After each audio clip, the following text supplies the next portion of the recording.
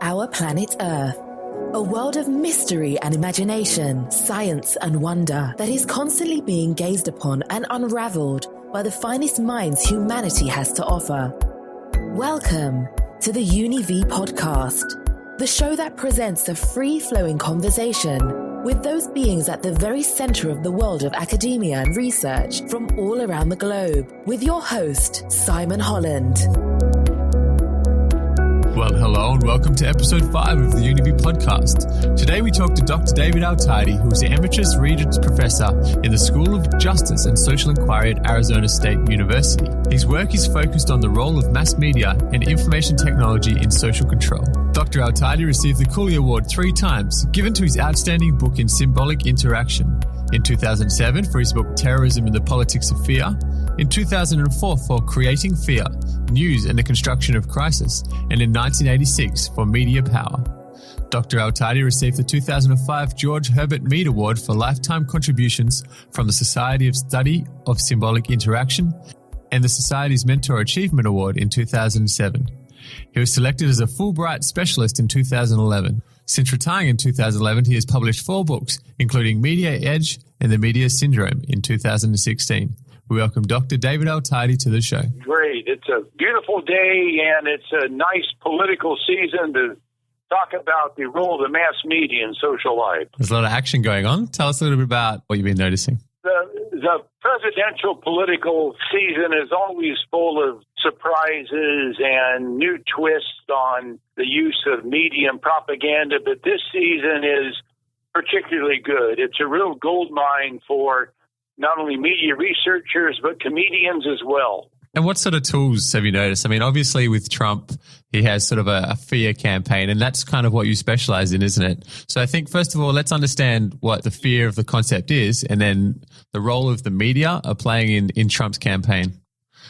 Well, I think my approach to fear is the way in which information and images get grounded in social life about dread and danger and imminent threats to us. And over the years, especially in the United States, the mass media have played a very large role in this. These days, during the political season, we see their importance in terms of the propaganda of fear, or more specifically, not only threats about terrorism, but also the fear that people will lose their job, they will lose their livelihood, they'll lose insurance, and the fear that things can get worse and worse. That takes a lot of effort to try to promote that to people, and mass media images do a lot in that regard. I feel being based in Australia, we've kind of been, I suppose America has been leading the way in media for a long time now, and have exported a lot of culture through media things like even basketball and NFL and bits and pieces like that. So when we see a political campaign such as this, it's kind of weird being on the outside. We can't do anything about it, but we know it's going to affect us. So there's a lot of dialogue happening in Australia at the moment. Yes.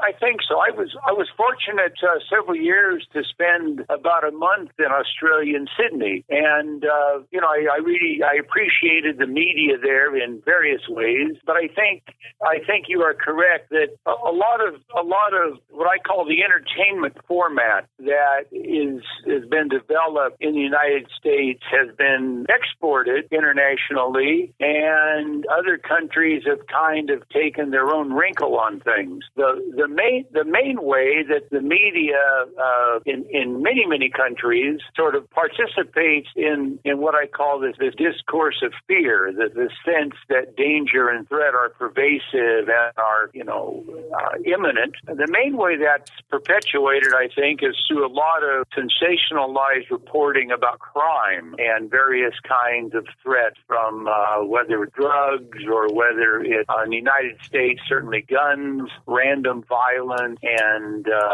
so forth. And that's been the foundation for the fear in the United States that has been cultivated for a good 30 or 40 years. The notion of street crime in particularly, that laid the foundation, I think, to sort of rely on authorities to deliver us from these impending threats, and particularly threats to our most vulnerable populations like children. You and some of your readers, viewers, participants might recall back in the 80s, there was a very strong campaign in the United States to protect missing children who supposedly were being kidnapped and mutilated by strangers by the tens of thousands every year. And we know, of course, that was simply not true. It was greatly exaggerated. But that notion about children and our families being at risk is very important. Would you say that parents are particularly vulnerable to this kind of culture of fear aspect, or this kind of influence of fear? Because you see in schools all the time, the rules are changing. They can't play on the monkey bars anymore. It's too dangerous if they break an arm, and the school's insurance and liability won't cover it, and things like that. But also, in the media, exactly what you said, strangers and drugs and kids and break-ins. Are parents a particularly vulnerable demographic? Yes, I think parents are probably the most vulnerable to it, partly because they, with their love of their families, they are the natural protectors, and they are the ones who feel responsible for the safety and well-being of their families, and especially children, our most vulnerable citizens. In the world, the child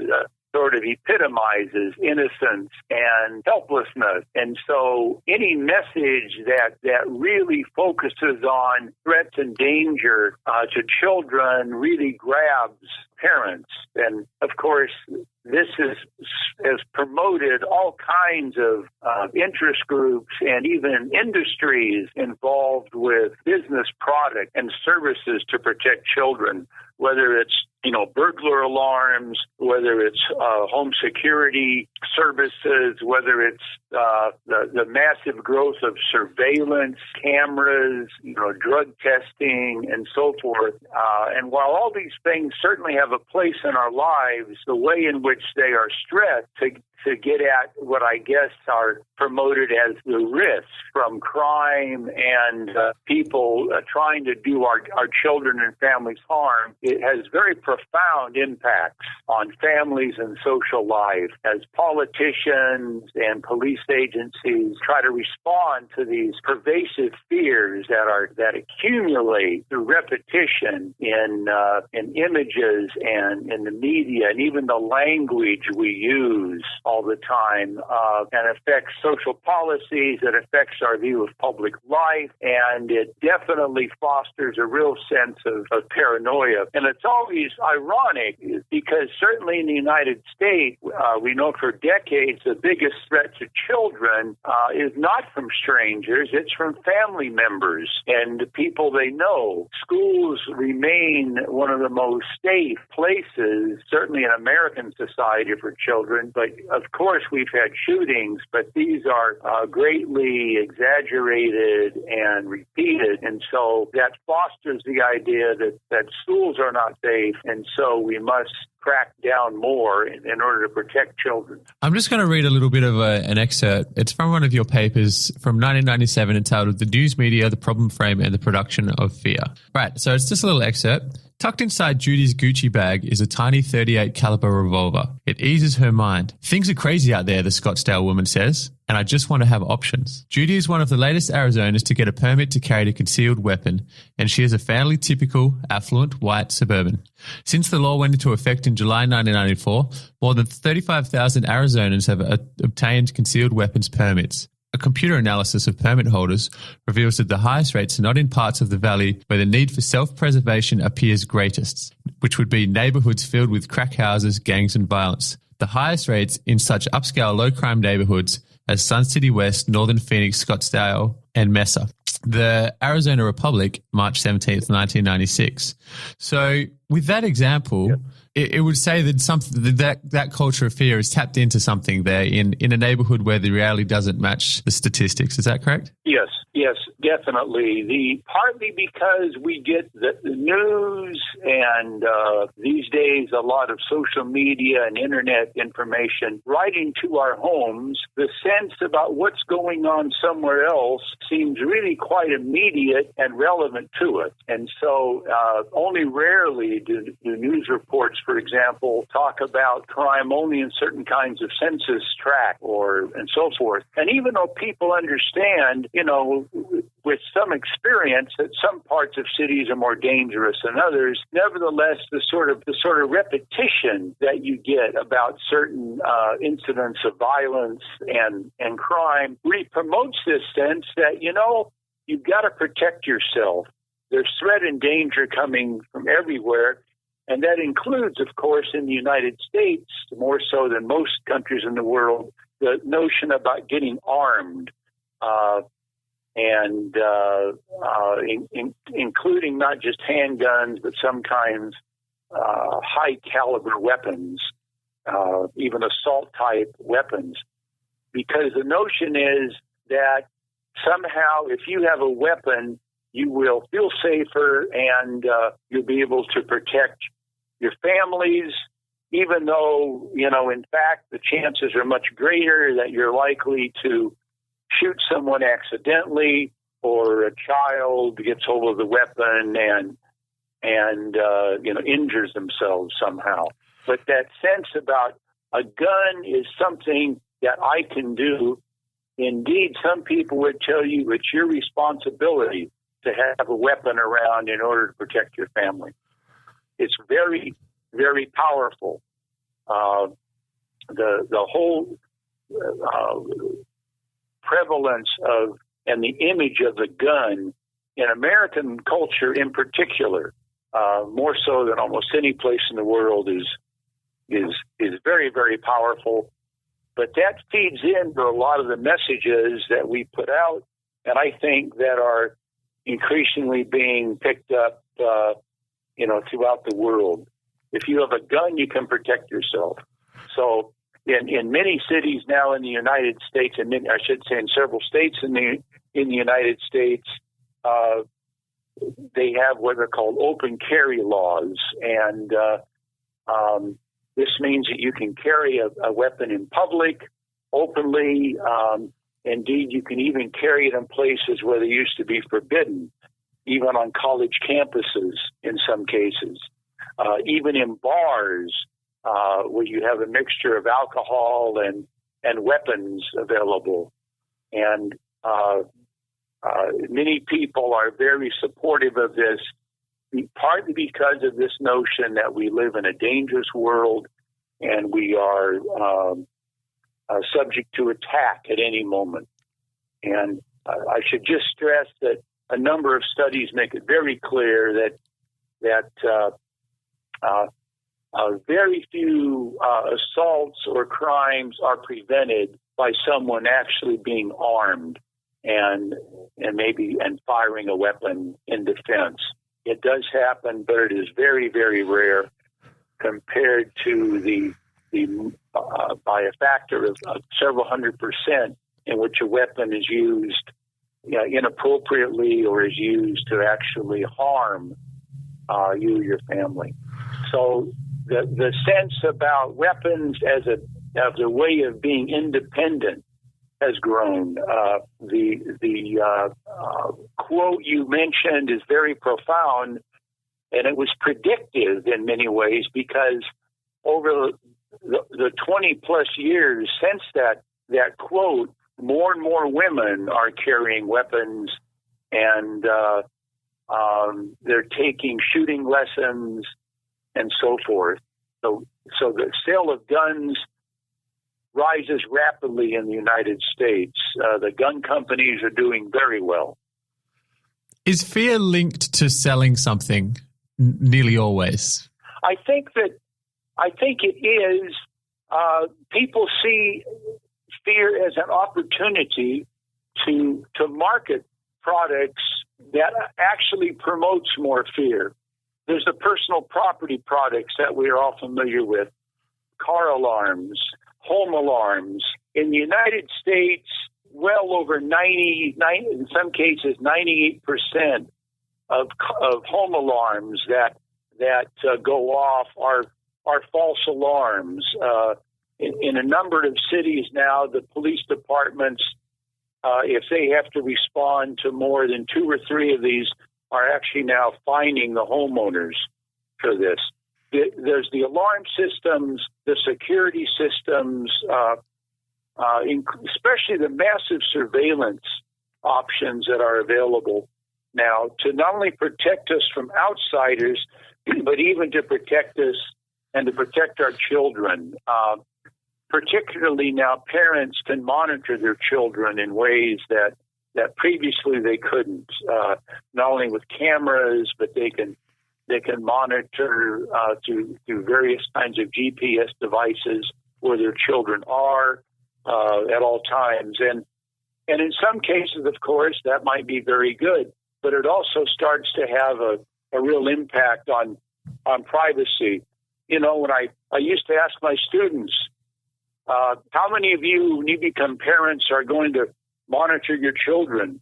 And almost every hand would go up. And they would say, yes, we must protect them. And I'd say, well, how many of you, when you were teenagers, wanted your parents to know where you were all the time and exactly what you were doing and who you were with? And they just shudder in fear because, they realize that would not be a very desirable thing, at least from the standpoint of a child. So products become very important, but there's a broader sense of product, Simon, and that is the product of what you might call a kind of a social emotional climate that gets set up above us, kind of like a balloon of caution. The sense that, for example, strangers are dangerous. The sense that what we don't know is dangerous. And that extends to issues in the United States and that we're seeing throughout the world in a different sense, I think, with immigrants and refugees. So, yes, fear is a big business in the United States. And it also promotes a real sense of foreboding and extreme caution that begins to take a toll. It affects foreign policy, I believe. It supports strong armaments in order to be ready for anything. Now, it's funny you talk about stranger danger. Just yesterday, I went to the ATM to get some money out, and there was a little kid in front with his mother, and he turned around and tried to talk to me, and his sister grabbed him and just whispered, "Stranger danger." I was just standing there, and it was a really sort of a weird moment. Well, yes, and you think, well, you certainly don't regard yourself as a dangerous sort of person. This becomes, it's now a baseline. Probably that child's mother was raised in an environment where this was promoted very strongly. If you think, again, in the United States, this was being pushed now, almost 30 years ago, very strongly. And it's still there, even though we know that most of the claims about threats to children from strangers were greatly exaggerated. And of course, there are still the occasional horrific cases that happen where a child is abducted by a stranger and harmed. But they are exceedingly rare. And that doesn't mean we should accept them. Of course not. We should do what we can to prevent it. But there's not really a lot of evidence that all these things we're doing is preventing those other horrible things from happening.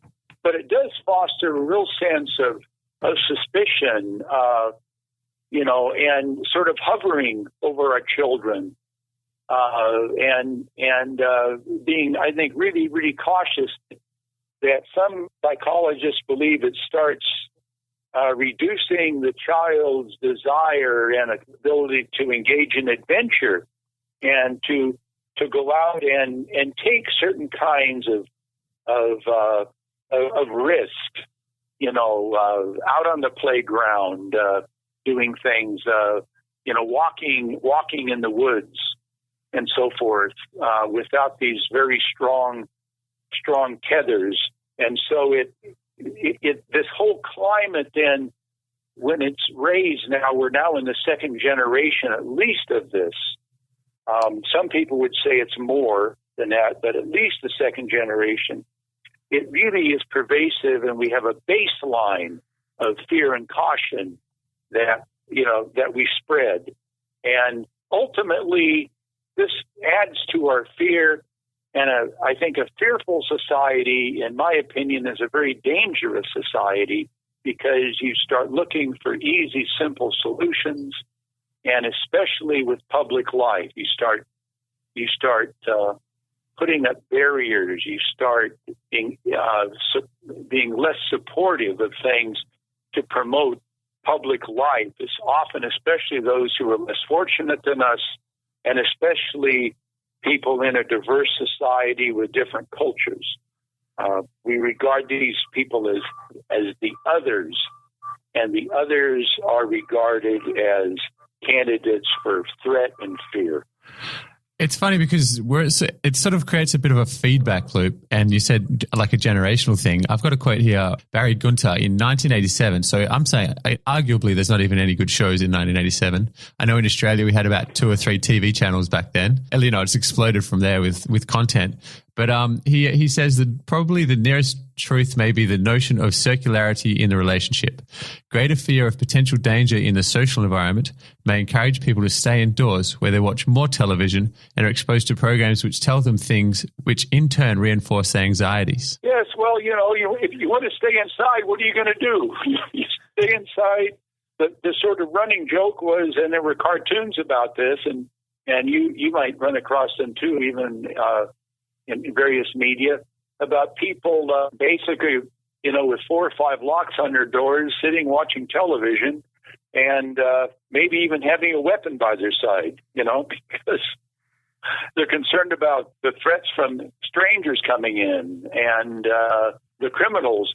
And again, there's no doubt. I try to be sensitive to this. In some parts of some cities, things are very unpleasant, and things are certainly more dangerous than that. But even many people that live in these dangerous places, they learn to adjust to some things, so they don't live in constant fear. They live with great caution. They learn the sort of the rules, even the kind of etiquette of the streets, and how to adjust and how to deal with things. But certainly, most of the world doesn't really live with that kind of situation. But it does encourage people to stay inside more, I think, to engage less in public life. And that's important because public life is one of the few things we share as embodied people. Otherwise, you rely on only the media. And increasingly, Simon, we rely, of course, on social media. It's not even the mass media so much, it's the mass media plus, right? It's the mass media filtered by social media content, what people talk about. And this is where media become very, very strong and a major impact on us, because they're instantaneous, they're very personal. People are talking to us directly, communicating with us directly. We're following people on Twitter or listservs or blogs. And they're also very visual. And Simon, that's extremely important, because the screen of the television, and now with our computer terminals and our smartphones, the screen gives us a visual representation. And we often forget it's only a representation. We often feel that, well, this is reality. And so seeing it, the visual makes it seem more real and therefore more truthful. And this, of course, has led to great distortions. It's fueled many propaganda efforts. ISIS has exploited it, as have other propaganda entities in the world. It becomes very powerful. What do you think? Because this is something that's just really exploded in the last 5-10 years. And I was born in 1982, and I kind of joke with my friends that we were the last generation to get a childhood because, you know, we had to leave TV. Our parents kicked us out of the house, but we'd go make cubbies and do all that sort of thing that generations of children have done before. I look at even year ones, you know, elementary school, early years, they have smartphones in their bags and they're constantly updating, constantly monitoring. What kind of effect is that going to have? You know, the presence of a smartphone, the presence of having to call somebody and that kind of thing. Well, I think it has multiple impacts. Some might be good, others maybe not so good. You know, sort of apart from, you know, keeping us in touch and making us available for communication, that can be good up to a point. But what it's done is it's led us to focus less on the here and now that we are in and to be dwelling in anticipated communication. And it changes the nature of who we are. In some other work I've done, I refer to this as the e-self, the electronic self. And it's the notion that we are constantly looking for communication and we expect it, and that's how we spend our time. And that somehow it says a lot about the worth of you as a person in terms of how often you're communicating with others electronically through these devices. And so these devices become a mediator with how you deal with the world. So the more, you know, and Facebook, of course, directly exploits this. The more likes you have on a message, the better. The more friends that you can boast about, the better. The more followers you have.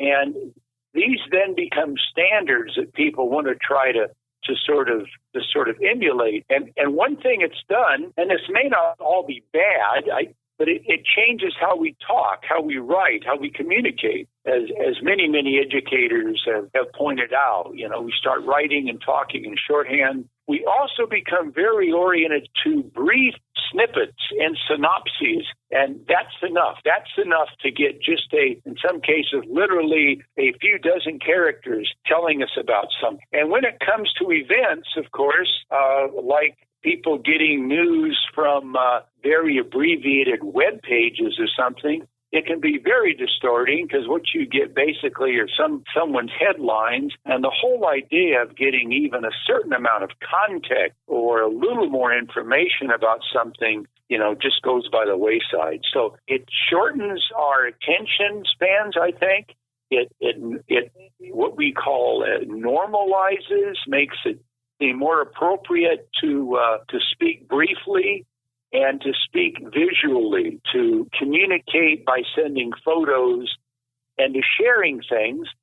And another thing it does in terms of content, of course, is it promotes a very distorted view of life. There's not only the bullying that happens through these things, but it also promotes, you know, the sense that you communicate positive things only. So on so many of the social media pages, people are talking about very positive things in their life, and they're quite distorted. And so if you don't have many positive things going on in your life, the whole question is, how does this make you feel? What do you do with this?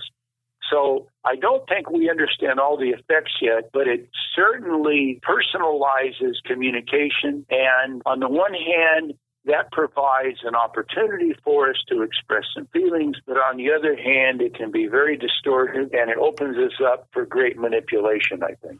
Another major effect of social media that I've noticed seems to be kind of like an echo loop, or an echo chamber rather, where a person curates their friends, say on Facebook, deletes the people that they disagree with and adds more people that they do agree with.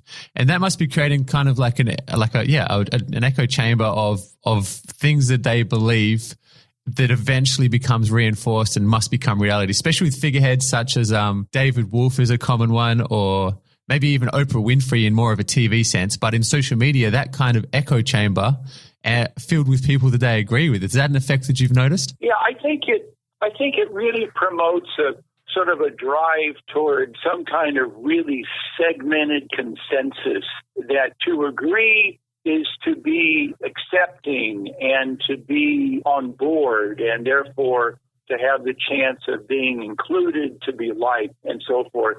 And of course, I'm aware many people resist this. You know, there are still many people who, I suspect many of them are older, but I'm not sure of this. And by that I mean, older than 35 or 40 years old. They resist simply sort of following along. But nevertheless, there's a lot of pressure just to, support and go along with what's there. And this then reinforces, it reaffirms the original statement. And pretty soon it becomes really widespread that, well, this is how we feel about this topic. So interestingly, a lot of the social media have not generated the kind of a more thoughtful discussion that I think a lot of people have hoped for.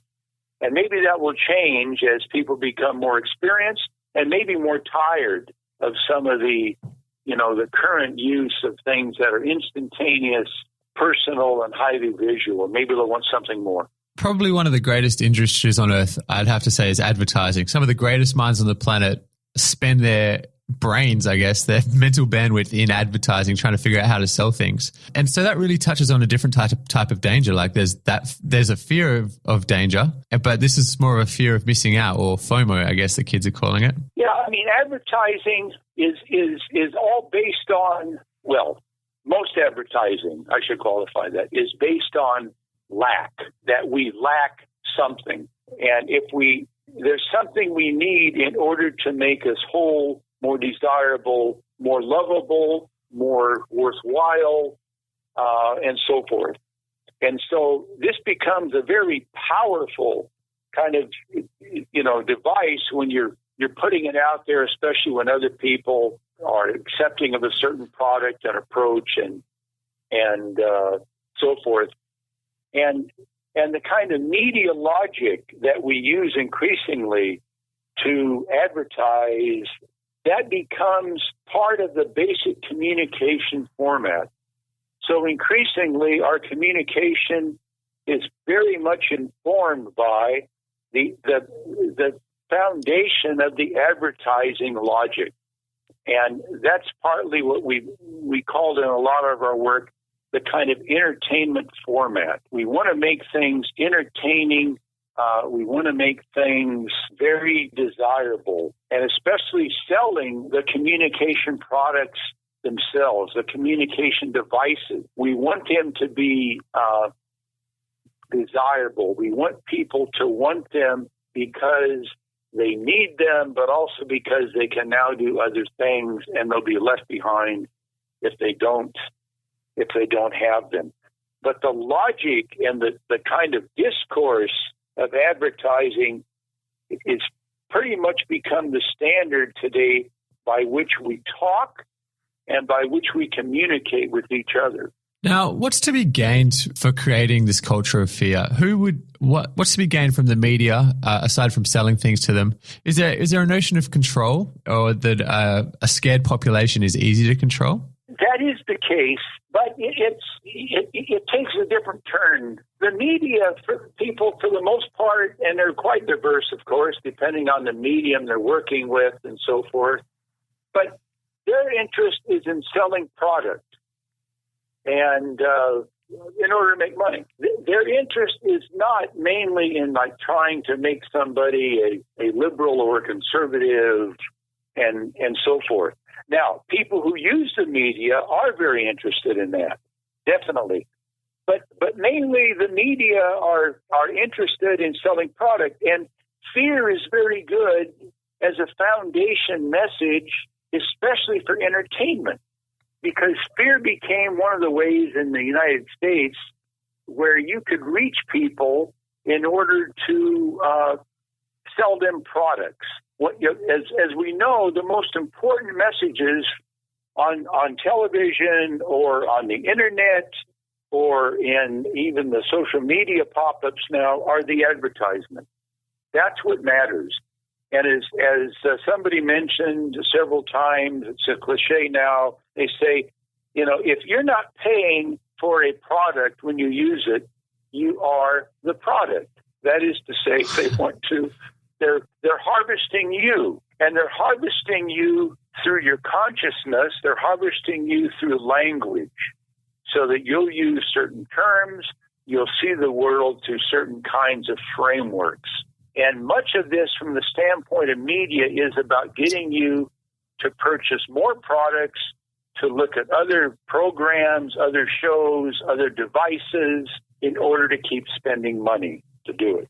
Now, the people that manipulate this, the politicians who have learned this logic and have learned the marketing, now they're interested in trying to get votes in positions of power and so forth, of course. But it's all increasingly being done through entertainment, and a foundation for entertainment, again, is fear. Because you've got to pay attention. It grabs you, and it becomes consequential if you don't. And that's how fear and entertainment really fit together. And that has really changed, I think, much of our social life. What can people do to sort of escape this? What can they do to sort of mentally free themselves from this kind of manipulation? Well, the one way, of course, is to have some sense that this is happening. But very practically, you can actually use the sort of media availability that's sort of oriented to getting people to focus on certain things. You can use that to your own advantage by looking, for example, at different sources of information. Now, it's very interesting, it's a standard cliche in marketing that you should do comparative shopping. If you're going to buy an automobile or a jacket or even a house, look at different places. Look for different sources. Do some careful comparison, okay? This notion of comparison. But when it comes to information, more generally, we don't do this. And so, like if we're talking about news and reports about the world, we want to do comparative shopping. You want to look at some different sources. But you also want to be able to ask critical questions that we should be teaching in schools, and some places actually are, about critical thinking. Is this claim credible? What is the source of this information you're getting? Not just the television, but who's behind it? Who says this is the case? How is it they know? Why should we trust them? Who are they? What kind of authorities are they? Is it plausible that this is going on? For example, during the missing children scare in the 80s, there were claims that over 1 million children a year were being abducted and mutilated and so forth by strangers. Well, a few journalists finally started looking at that and said, now, if this was the case and you break it down, then pretty soon almost everyone would know someone who knew someone who had a child missing, had been taken by a stranger. And in fact, you start doing those kind of mental experiments, and that wasn't the case. So some critical thinking and looking at different sources of information, and then saying, okay, which seems more plausible to me? And you can build that foundation and that skill at doing it, and that's a big step toward protecting yourself. How did you get into this field yourself academically? Why did you think that this was important? What did you notice? Well, the short version of a long story is that as a graduate student, I began studying a television news station, what we call a local television news station in the United States. There's hundreds of these, so it's not like the big networks, okay? They're local television stations. And by the way, local stations are very important in promoting fear, because it's not uncommon for them to have anywhere from 30 to 40, 50% of their news is about crime in the United States. But the reason I was studying, I spent time with the journalist to try to understand the question, what is news? How did they actually go about reporting the news? And I captured a lot of this in my first book, It was a version of my dissertation called Creating Reality, How TV News Distorts Events. But I was interested in news because, more generally, Simon, because the most important thing you can know about someone is what they take for granted. And so the question is, what do people know about the world? What do they think about the world? What is the source of that information? And certainly one of the big sources of the information that people have in our era is news, newspapers, television news. Even though a lot of young people today don't watch it much, they're still getting it on social media that provide a condensed version of these things. So a big thing about what people know about the world comes from news. And that's what got my interest as a sociologist. What do people think is going on? How do they know it? Because that's a foundation for much of politics and how people operate in their everyday lives. And that was really the start of it. And over the years, then I continued to study news coverage, the United States and other countries as well, and led me to focus more and more the last 25 years or so on fear and how important that is for entertainment and for promoting social and public policies, as well as for injustices in our world about who's deserving, who isn't deserving, how do we treat different kinds of people, and what's the foundation for that? I think that in part is kind of why I started this podcast. Is I just looked at a lot of the stuff that was on the internet, and I had to try and figure out how to get to the source of what's really going on, who's the best source of information. And I think that's, speaking to people like yourself that really study this and really critically look at it is probably one of the best things that you can do as a media participant, to look for the best sources and to look to people that might know what's going on, as opposed to somebody that's selling anything. That's a big start. It's unrealistic from my point of view to think people are going to necessarily read what I guess other people would call academic works or something. But by comparing sources and asking some sort of, critical questions, and as we learn about this and start incorporating it into some of our school curriculums, studying propaganda campaigns that have happened over the years and getting so you can recognize, propaganda approaches and propaganda efforts. And it doesn't mean all propaganda is bad necessarily, but just understanding how information and images are used and, manipulated, and how things demand our attention today. When we're used to looking at screens all the time, it makes perfectly good sense for some people to watch, these news channels that are on for, 24 hours a day, and to constantly be apprised of the most recent thing happening. So increasingly, Simon, we've got a situation where we learn about events in the world, but we don't really understand them. It's easy to get quick information, often exciting, dramatic visuals of mayhem and violence, but what's behind it? What is this about? And so the images and the sense of danger comes through quickly, and we get that constantly from all over the world, but what's behind it? How do these things fit together? And that takes a lot of work. So it doesn't mean you've got to become a sociologist or a political scientist or a historian, but you've got to be able to sort through at least a few sources. And I think as schools teach more about this kind of what people call media literacy, and as people learn more about media etiquette and how to deal with social media, especially for children, to protect themselves from anybody out there who is maybe trying to harm them or to hack your identity and so forth, all these things will help a lot. I think that's what we're hoping for, is the swing vote of the next generation to sort of sit there and get a little bit exhausted with all the carryings on of our generation, and just go, you know what, I might just put down this phone or turn off this television and see what the real world is about. I guess that's the big hope.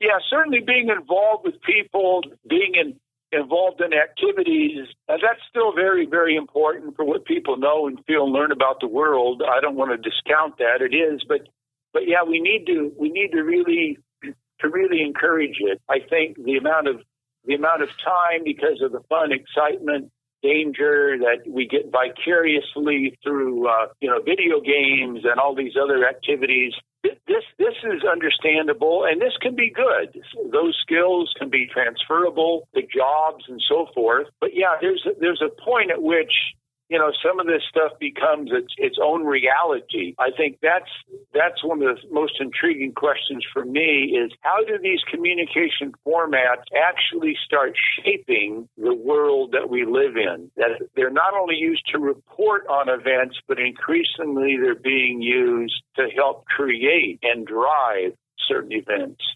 And in a lot of my work, I've tried to deal with some of this, and I think I've identified a number of cases where, in fact, the media formats are guiding and directing a lot of events and activities, including certain aspects of violence and war. And those become real challenging questions. But yeah, the media are not their only reality out there. We need to permit ourselves to engage in other kinds of experiences. Now, how can listeners follow your work and engage with you further? Probably the simplest way, and there's a lot of other very good, media scholars out there. They can look for me on the internet, and they'll find a lot of my articles, scholarly articles, as well as books. There's been some 16 books now. I just finished another one called The Media Syndrome that's coming out. But there's a number of other terrific media scholars out there that if people look on on the internet and they look for people with credentials at universities, and as well as just some very, very good journalists out there that are doing some good reflective things, it will help. There's no dearth of resources out there to get information. And we all don't agree on everything, but I think some of that work, especially by some good reflective journalists on what's going on regarding social issues, political events, and propaganda campaigns, I think they'll develop a little more of an understanding. And my hope is some of these things will find their way more into school curricula around the world, and that people will, start arming students with some of these critical skills in order to defend themselves against this massive industry that is out there fostering fear and that politicians and others often use for their own benefit. Dr. David Atheide, thank you very much for being on our show. I think that's been probably one of the most informative things that most people could hear, especially going forward. Thank you very much.